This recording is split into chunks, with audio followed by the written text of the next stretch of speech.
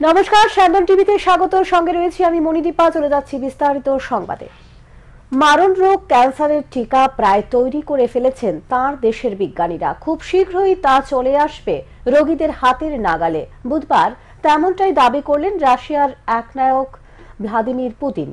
একটি ভিডিও বার্তায় পুতিন বলেন, আমরা নতুন প্রজন্মের জন্য ক্যান্সারের টিকা তৈরির খুব কাছাকাছি চলে এসেছি। মস্কো ফোরামে বক্তৃতা করার সময় তিনি আরও যোগ করেন, আমি আশা করি যে শীঘ্রই সেই টিকা মানুষের কাছে পৌঁছে দেওয়া হবে। সন্দেহখালিতে শেখ শাহজাহান ঘনিষ্ঠ দুই তৃণমূল নেতা উত্তম সর্দার ও শিবপ্রসাদ হাজরার বিরুদ্ধে মুখ খুললেন বহু স্থানীয় মহিলা।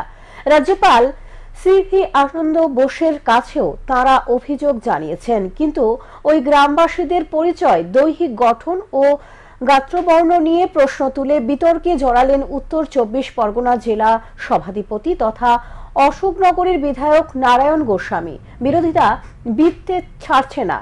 চেয়ারম্যান অরুণ হালদারের নেতৃত্বে জাতীয় তপশিলি কমিশনের একটি দল আজ বৃহস্পতিবার সন্দেহখালিতে যাচ্ছে। ভাড়াবাড়ি থেকে উদ্ধার মহিলার দেহ। খুনের অভিযোগ উঠেছে পরপুরুষের বিরুদ্ধে। অভিযুক্ত ব্যক্তির নাম মাধব শীল। ঘটনা রাজধানীর গ্র্যান্ডিউস ক্লাব সংলগ্ন এলাকার এক ভাড়া বাড়িতে। পরপুরুষের সাথে ভাড়া থাকা গৃহ পরিচারিকার মৃতদেহ উদ্ধার রাজধানীর গ্র্যান্ডিউস ক্লাব সংলগ্ন এলাকার এক ভাড়া বাড়ি থেকে। মৃত মহিলার নাম শিপ্রা বিশ্বাস। গত ৩ মাস আগে রাজধানীর গ্র্যান্ডিউস ক্লাব সংলগ্ন এলাকায় ভাড়া আসে। তার সাথে থাকতেন মাধব শীল নামে এক ব্যক্তি। মাধব শীল একটি হোটেলে কাজ করতেন। মাধব শীলের সাথে শিপ্রা বিশ্বাসের ঝগড়া ঝামেলা প্রায়ই বেঁধে থাকত। সরস্বতী পূজার দিন সকালবেলা মাধব শীল ঘর থেকে বের হয়ে যায়। তারপর থেকে শিপ্রা বিশ্বাসের কোনো সাড়া শব্দ পায়নি বাড়ির মালিক। বৃহস্পতিবার সকালে বাড়ির লোকজনদের সন্দেহ হলে ঘরের দরজা খুলে দেখেন কম্বল মোড়ানো শিপ্রা বিশ্বাসের মৃতদেহ বিছানায় পড়ে রয়েছে। খবর দেওয়া হয় পুলিশকে।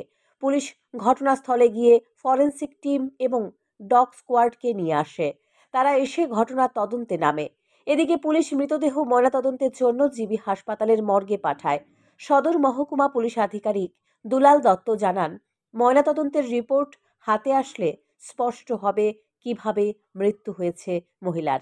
তিনি গত ৩ মাস যাবৎ এ বাড়িতে ভাড়া থাকতেন এক ব্যক্তির সাথে।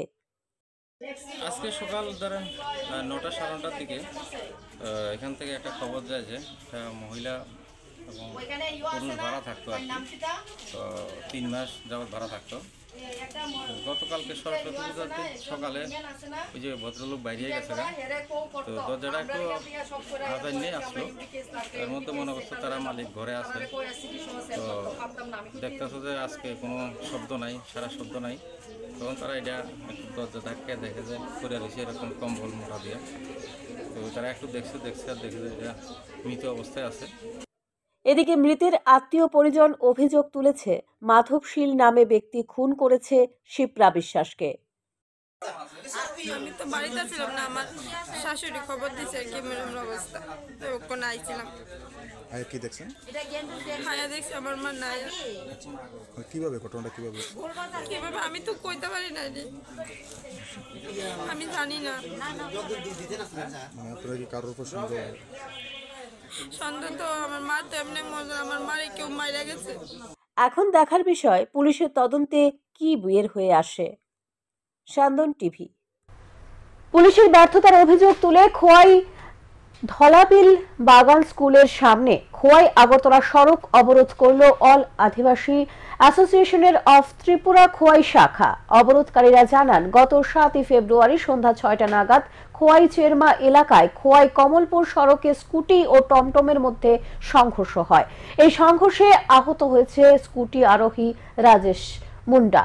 সেই সময় এলাকার একজন দুষ্কৃতিকারী এসে রাজেশ মুন্ডাকে এলোপাথারি আক্রমণ করে। বর্তমানে রাজেশ মুন্ডা অসুস্থ, কিন্তু পুলিশ এখন পর্যন্ত অভিযুক্ত কাউকে জানতে সফল হয়নি। এর প্রতিবাদে all Adivasi association of Tripura Khowai শাখার উদ্যোগে খোয়াই আগরতলা সড়ক অবরোধ করে সংগঠনের কর্মী সমর্থকরা। এই অবরোধের কারণে রাস্তার দুই পাশে যানজট সৃষ্টি হয়। দীর্ঘ ১ ঘন্টায় সড়ক অবরোধের পর অবরোধ স্থানে গিয়ে অবরোধকারীদের সাথে কথা বলেন পুলিশ। তাদেরকে আশ্বস্ত করে 24 ঘন্টার মধ্যে দুষ্কৃতিকারীদের গ্রেফতার করা হবে। তারপর বেলা 12টা নাগাদ অবরোধ প্রত্যাহার করে বিক্ষোভকারীদের বলে জানান পুলিশ আধিকারিক।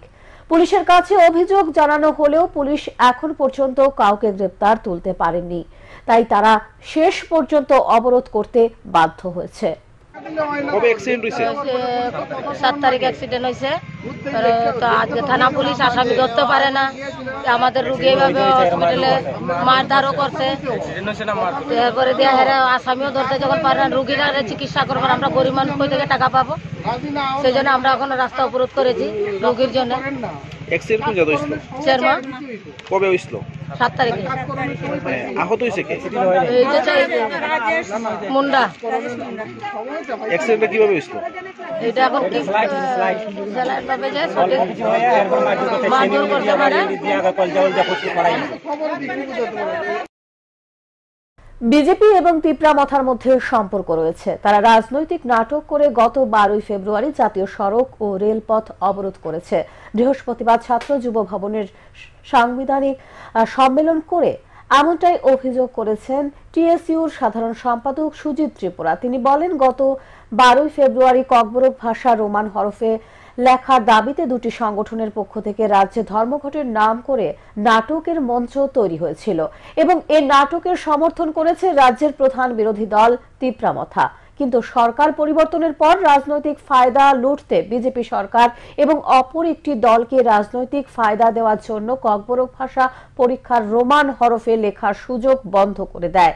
তারপর টিএসইউর প্রথম এই বিষয়ে আওয়াজ তুলে ডেপুটেশন প্রদান করেছেন।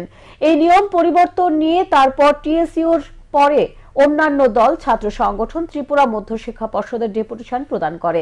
তারপর যেসব ছাত্র সংগঠনের সাথে ত্রিপুরা মধ্যশিক্ষা পর্ষদ ফোনে কথা বলেছে, কিন্তু একবারের জন্য টিএসএল এর সাথে এই বিষয়ে কোনো কথা বলেননি। তাই এটি রাজনৈতিক নাটক ছাড়া আর কিছু নয় বলে দাবি করেন টিএসইউ। এবং এটা পরিষ্কার হয়ে গেছে, বিজেপি সরকারকে মাইলেজ দেওয়ার জন্য বিরোধী রাজনৈতিক দল তিপ্রামথা এই ধরনের ধর্মঘট এবং পথ অবরোধ করেছে। রাজ্যবাসীর কাছে স্পষ্ট হয়ে গেছে বিজেপি এবং তিপ্রামথার মধ্যে সম্পর্ক রয়েছে। পরবর্তী সময় আবার অর্কেস্ট্রা দ্বারা নৃত্য করেছে বলে কটাক্ষ করলেন সংগঠনের সাধারণ সম্পাদক সুজিত ত্রিপুরা। যে 1 মাস মাত্র এক্সাম, আপনারা সবাই জানেন 1 মাস এক্সামের আগে কোয়েশ্চেন পত্র তৈরি হয়ে যায়। তাহলে আপনি 1 মাস আগে কেন সেটা ঘোষণা করলেন? এটা যে পুরোপুরি ভাবে বর্তমানে যে রাজ্য সরকার বিজেপি আরএসএস এর যে সরকারের পুরোপুরি পাবে একটা পলিটিক্যাল মাইলেজ দেওয়ার জন্য এটা যে করণীয় সেটা আমরা পুরোপুরি ভাবে পরিষ্কার। সেখানে তিপ্রামথা এবং রাজ্য সরকার বলুন, রাজ্যের যে ক্ষমতাবালী পার্টি বলুন, তাদের মধ্যে যে একটা যে সম্পর্ক সেটা আবার রাজ্যের মানুষের কাছে পরিষ্কার। আগরতলা রেল স্টেশন থেকে অযোধ্যা রেল স্টেশনের উদ্দেশ্যে রওনা হলো বিশেষ আস্থা ট্রেন। বুধবার আগরতলা রেল স্টেশনে এক অনুষ্ঠানের মধ্য দিয়ে সবুজ পতাকা নেড়ে এই বিশেষ আস্থা ট্রেনের সূচনা করেন রাজ্যের মুখ্যমন্ত্রী ডাক্তার মানিক সাহা। রাজ্যের মানুষ যেন রাম মন্দির পর্যন্ত দর্শন করতে পারে, তার জন্য দেশের প্রধানমন্ত্রী ও কেন্দ্রীয় রেল মন্ত্রকের উদ্যোগে এই বিশেষ আস্থা ট্রেনের ব্যবস্থা করা হয়েছে। এদিন আগরতলা রেল স্টেশন থেকে সাইরেন বাজিয়ে অযোধ্যা রেল স্টেশনের উদ্দেশ্যে রওনা হলো এই বিশেষ আস্থা ট্রেন। বিশেষ আস্থা ট্রেনের সূচনা করেন মুখ্যমন্ত্রী ডাক্তার মানিক সাহা। জানান, দীর্ঘ প্রায় 500 বছর পর সম্প্রতি অযোধ্যাতে রাম মন্দিরের উদ্বোধন করেছেন প্রধানমন্ত্রী। পাশাপাশি রাম মন্দিরের রামলালার প্রাণ প্রতিষ্ঠা করা হয়েছে।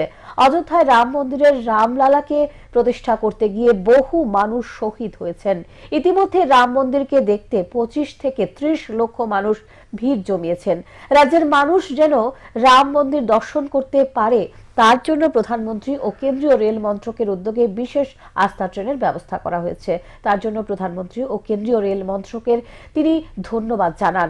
তিনি আরো বলেন, এই বিশেষ আস্থা ট্রেনে করে আগরতলা ও ধর্মনগর থেকে 4 শতাধিক দর্শনার্থী এই দিন অযোধ্যার উদ্দেশ্যে রওনা হয়েছেন। বছর ধরে যে সমস্যা ছিল, কত লোক যে শহীদ হয়েছে এই রাম মন্দিরকে ট্রেন থেকে এনে, রাম লালাকে ট্রেন থেকে এনে তার নির্দিষ্ট এক জায়গায় পৌঁছানো, শেষ পর্যন্ত সেটা 500 বছর পরে মাননীয় প্রধানমন্ত্রীজি সেই মন্দিরে বসালেন। পাশাপাশি ওনার প্রাণ প্রতিষ্ঠা করলেন। তো সেটা সবাই যাওয়ার জন্য আমাদেরকেও নিমন্ত্রণ এসছে বারবার যাওয়ার জন্য। আমরাও দুবার ক্যান্সেল করেছি, এত লোক গেছে, এর মধ্যে শুনলাম প্রায় 25 থেকে 30 লাখ লোক অলরেডি চলে গেছে। তো আমরাও বারবার ভাবছিলাম কী করে আমরা যাবো, দুবার টিকিট ক্যান্সেল করেছি আমরা, তো আমরাও যাবো, আমরা যারা ক্যাবিনেট মিনিস্টাররা আছে। তো আজকে আমার খুব ভালো লাগলো যে ত্রিপুরার থেকে প্রায় আমার কাছে যা খবর যে আগরতলা এবং ত্রিপুরার অন্যান্য জায়গায় ধর্মনগর মিলিয়ে সব মিলিয়ে প্রায় 400-এর উপরে আমাদের এখান থেকে দর্শনার্থীরা যাচ্ছেন অযোধ্যাতে। এবং এর জন্য আমি মাননীয় প্রধানমন্ত্রী তথা আমাদের আরেকজন যিনি রেলওয়ে মিনিস্টার আছেন ওনাকে ধন্যবাদ দেব। বুধবার রাতে সরস্বতী পূজা দেখে মেলাঘর থেকে উদয়পুর কাকরাবন বাড়িতে যাওয়ার সময় মোহনভোগ কালাপানিয়া এলাকায় বাইক এবং অটোর মুখোমুখি সংঘর্ষে আহত 4 জন। ঘটনার বিবরণে জানা যায়, মেলাঘর থেকে পুজো দেখে অটো গাড়ি চালক রামু দাসের গাড়ি করে রিঙ্কু দেবনাথ এবং দীপক দেবনাথ মেলাঘর থেকে কাকরাবনের উদ্দেশ্যে নিয়ে যাচ্ছিল। তখন TR03H7191 নম্বরের বাইকে করে সোনামুড়ার শিমুল সাহা বিজয় মজুমদার যখন মোহনভোগ কালাপানিয়ার মূল সড়কে আসেন তখনই অটো গাড়ির মুখোমুখি সংঘর্ষ ঘটে। এতে গুরুতরভাবে আহত হয় 4 জন। খবর দেওয়া হয় মেলাঘর দমকল কর্মীদের। ঘটনার খবর পেয়ে মেলাঘর দমকল কর্মীরা এসে আহতদের উদ্ধার করে মেলাঘর হাসপাতালে নিয়ে যায়। হাসপাতালে তাদের প্রাথমিক চিকিৎসা করে 5 জনের মধ্যে 2 জনের অবস্থা শোচনীয় হওয়ায় অটো চালক রামু দাস ও বাইক চালক শিমন সাহাকে আগরতলা জিবি হাসপাতালে রেফার করেন কর্তব্যরত চিকিৎসকেরা। বাকিদের মেলাঘর হাসপাতালে চিকিৎসা চলছে। মেলাঘর থানার পুলিশ দুর্ঘটনাগ্রস্ত স্থান থেকে অটো গাড়ি ও বাইকটিকে উদ্ধার করে মেলাঘর থানায় নিয়ে আসেন। এই অল্প কিছুক্ষণ আগে আমি এখন ডিউটিতে আছি, ইমার্জেন্সি ডিউটিতে। প্রায় 10 মিনিট আগে আমরা ফায়ার সার্ভিসের কাছ থেকে 3 জন পেশেন্ট, পরে আরও 2 জন আসলো, মোট 5 জন পেশেন্ট আমরা রিসিভ করি।